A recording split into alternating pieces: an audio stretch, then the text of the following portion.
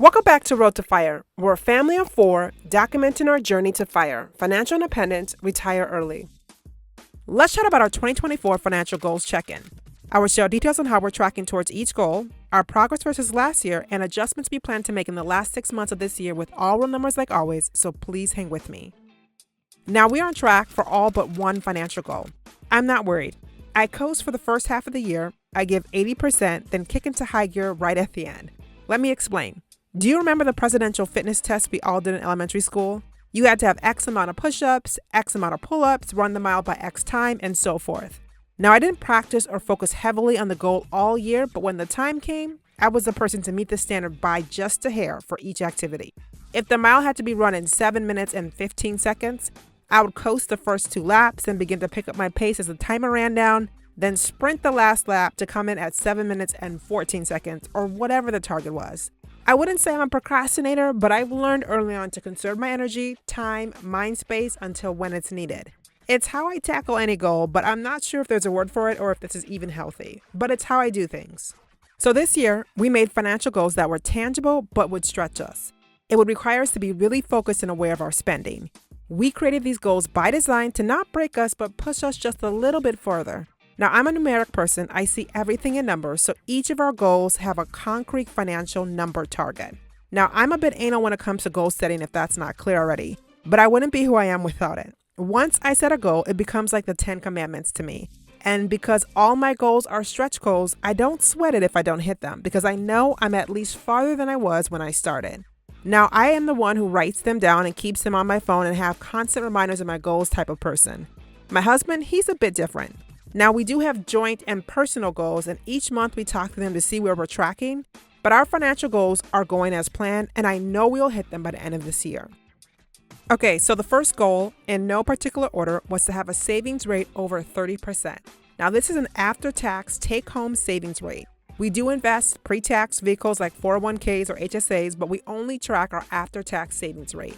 In 2023, our annual saving rate was 26.9%, and it was due to a lot of second half of the year travel that was not planned. We went to Kenya and France over Christmas, and as a family of 4, you can imagine what that costs. So in 2024, year to date, so January through June of this year, we have a savings rate just shy of our goal at 29.5%. Now, I'm so happy we are exceeding last year's rate, and I feel we'll definitely hit this year's goal.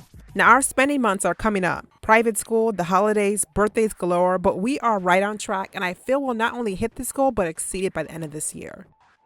Okay, goal number 2 is to have our takeout or restaurant average less than $250 per month.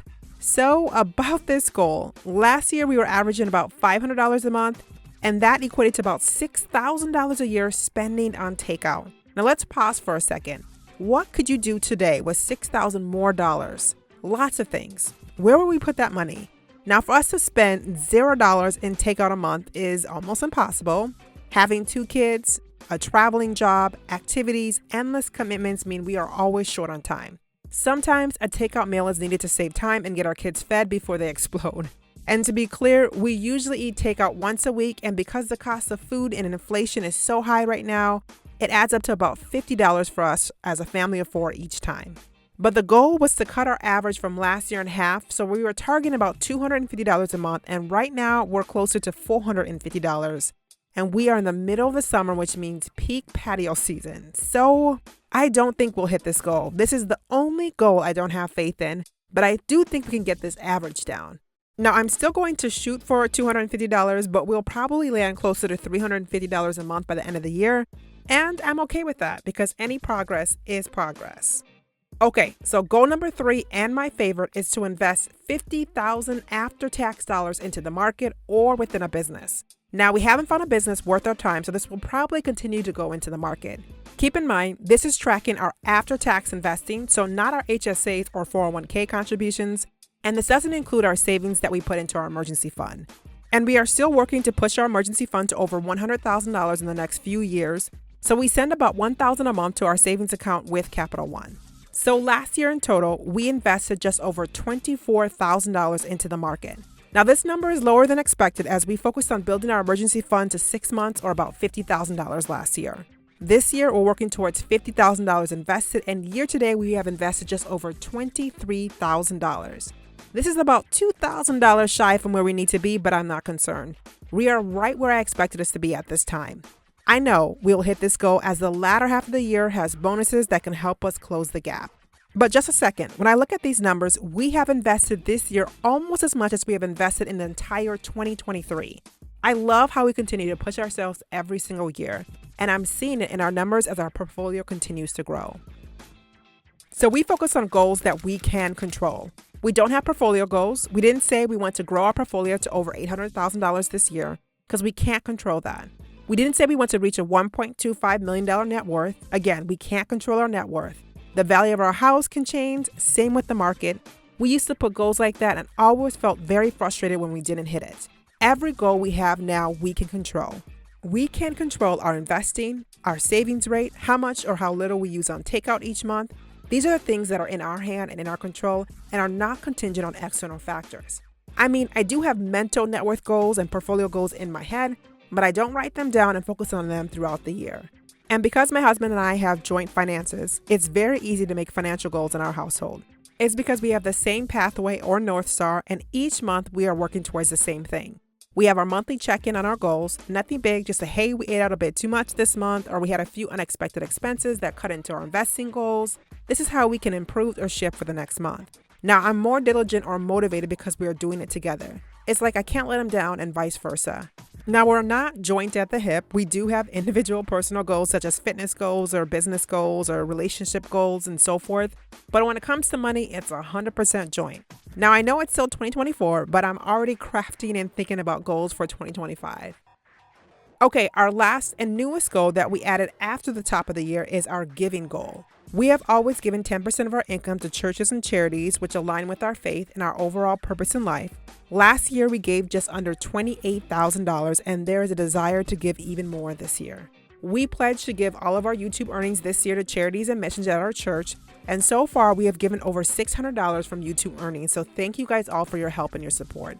Now, our giving goal this year is to top $30,000, and we are right on track. So far this year, we have given $14,850.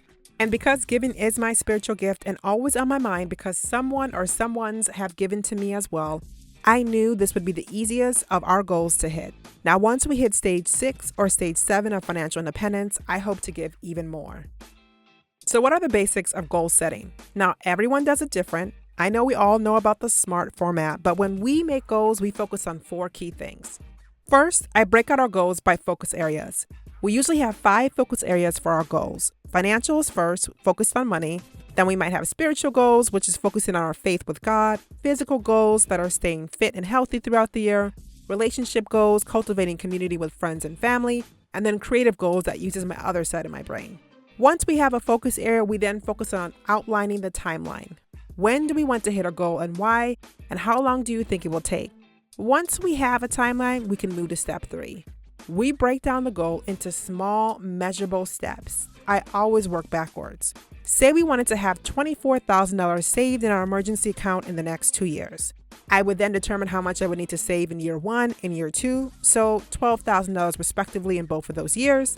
Then I'll need to break that down to the month, so $1,000 a month. So in the end, I took a large $24,000 goal and broke it down to saving $1,000 a month for 2 years. This step makes the impossible feel possible. And step 4 is to stretch it. So I want to say $24,000. I would personally amp the goal up to $26,000 and work backwards again just to push us a little bit farther. This helps us strive just a step higher than our original goal. And even if we miss, we know we are pushing farther than we expected. Now, this is how we plan and create goals, but let me know how you do it in the comments below. But so much can change in just 5 short years. In December 2020, our investment portfolio was just over $231,000. It is over $725,000 and growing today. That is an over 2x growth in less than 5 years. And our net worth at the same time was just over $325,000. Today, it's just shy of $1 million. We would not be where we are today without concrete, tangible goals that stretch us each year. There are moments when I wish I didn't have goals. where we can just do as we please, but I know that a few more years of grinding will lead to a lifetime of financial peace. But our goals don't define us. We are who we are regardless if we do or don't meet them. But our goals help guide us to where we want to be. Now, I've always been laser focused on goal setting, but it wasn't until we found FIRE that it really became important. I'm hoping that compound interest, the rule of 72, and any other financial cheat codes will help us reach our goals faster than planned. One thing I still struggle with is finding balance. There's a balance between fighting and working for the future and enjoying the now. I continue to struggle with this, but I've come a long way. I no longer stress over guacamole at Chipotle or an extra app on date night that we couldn't finish. I still do check the receipt on everything we buy, and I have over 20 categories in my budget, but I'm getting there. Now, if you made it this far, thank you so much for watching. But don't forget to like, comment, and subscribe below. Until next time.